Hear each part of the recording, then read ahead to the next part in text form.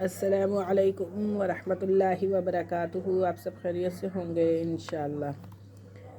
تو آج کا جو ہمارا سبق اسٹارٹ ہونا ہے وہ 49 سے ہے، اور اگر آپ میری اس ویڈیو میں نئے ہیں یا میرے اس چینل میں نئے ہیں تو آپ میری ویڈیو کو لائک کریں، شیئر کریں اور سبسکرائب کرنا نہ بھولیں تاکہ ہر نئی آنے والی ویڈیو آپ تک بآسانی پہنچ سکے۔ تو آئیے سبق کی طرف چلتے ہیں۔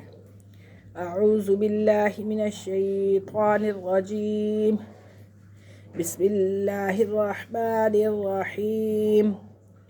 وَإِذْ فَرَقْنَا بِكُمُ الْبَحْرَ، اور جب فرقنا پھاڑ دیا ہم نے، بِكُمُ الْبَحْرَ تمہارے لیے سمندر کو، فَأَنْجَيْنَاكُمْ پس ہم نے نجات دی تم کو، وَأَغْرَقْنَا اور غرق کر دیا ہم نے، آلَ فرعون آل فرعون کو یا قوم فرعون کو، وَأَنْتُمْ تَنْظُرُونَ اور تم دیکھ رہے تھے، وَإِذْ وَاعَدْنَا اور جب ہم نے وعدہ لیا موسیٰ علیہ السلام سے، 40 لیلہ 40 رات کا، ثُمَّ اتَّخَذْتُمُ الْعِجْلَ پھر بنا لیا تم نے اجلا بچھڑے کو معبود، من بعدہ بعد اس کے، وَأَنْتُمْ ظَالِمُونَ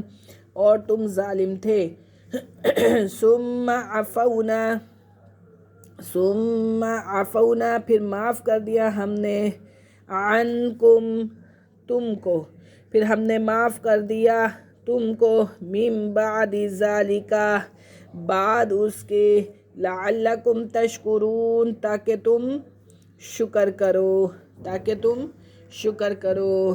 وَإِذْ فَرَقْنَا بِكُمُ الْبَحْرَ فَأَنْجَيْنَاكُمْ اور وہ زمانہ یاد کرو جب ہم نے شک کر دیا تمہاری وجہ سے دریا کو، پھر ہم نے تمہیں ڈوبنے سے بچا لیا اور غرق کر دیا قوم فرعون کو۔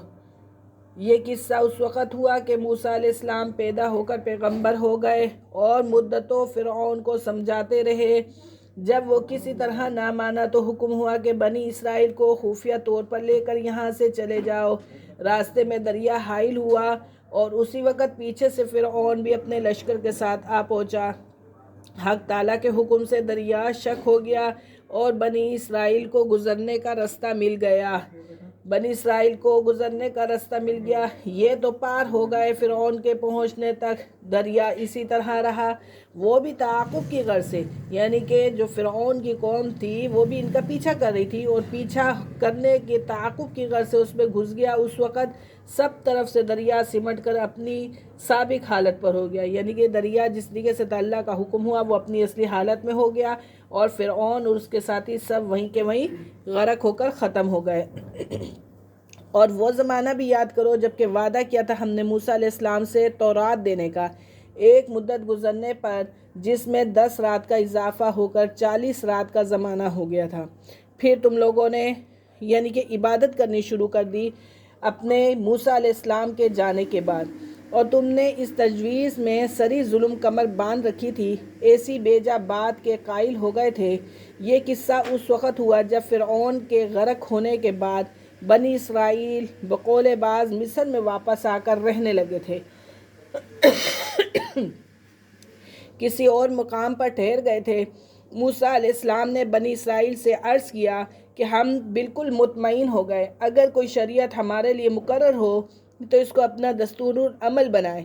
موسیٰ علیہ السلام کی غرض پر حق تعالیٰ نے وعدہ فرمایا کہ تم کو کوہ طور پر آ کر 1 مہینہ ہماری عبادت میں مشغول رہو، ایک کتاب تم کو دیں گے۔ آپ نے ایسا ہی کیا اور تورات آپ کو مل گئی، مگر 10 روز عبادت میں مشغول رہنے کا حکم اس لیے دیا گیا تھا کہ موسیٰ علیہ السلام نے 1 ماہ روزہ رکھنے کے بعد افطار فرمایا۔ اللہ تعالیٰ کو روزے دار کے منہ کا رائلہ یعنی کہ جو خلوہ معدہ کی تبخیر سے پیدا ہو جاتا ہے پسند ہے، اسی لیے موسیٰ علیہ السلام کو حکم ہوا کہ 10 روزے اور رکھیں تاکہ وہ رائحہ پھر پیدا ہو جائے۔ اسی طرح یہ 40 روزے پورے ہو گئے موسیٰ علیہ السلام کو یہاں رہنے، اور وہاں ایک شخص سامری نامی تھا، اس نے چاندی یا سونے کا ایک بچھڑا کا کلب بنا کر اس کے اندر وہ مٹی جو اس نے جبرائیل امین اسلام کے گھوڑے کے قدم کے نیچے سے اٹھا کر اپنے پاس محفوظ کر رکھی تھی ڈال دی اس بچھڑے کے اندر. جان پڑ گئی اور وہ جاہل تھے بنی اسرائیل اور وہ ان کی عبادت کرنے لگ گئے. پھر ہم نے تمہاری توبہ کرنے پر درگزر کیا اور تم سے اتنی بڑی بات ہوئے پیچھے اس توقع پر کہ تم احسان مانتے، یعنی کہ احسان مانو گے اس چیز کا. اس توبہ کا بیان آگے تیسری آیت میں مذکور ہے. اللہ تعالیٰ کے اس توقع رکھنے کا مطلب نعوذ باللہ یہ نہیں کہ خدا تعالیٰ کو شک تھا، بلکہ مطلب یہ ہے کہ یہ درگزر کرنا ایسی چیز ہے کہ دیکھنے والوں کو شکر گزاری کی توقع کا گمان ہو سکتا ہے. انشاءاللہ ہمارا سبق یہیں ختم ہوا اور انشاءاللہ آگے ہم کل ملیں گے. تب تک کے لیے اجازت دیجیے. اللہ حافظ. السلام علیکم ورحمۃ اللہ وبرکاتہ.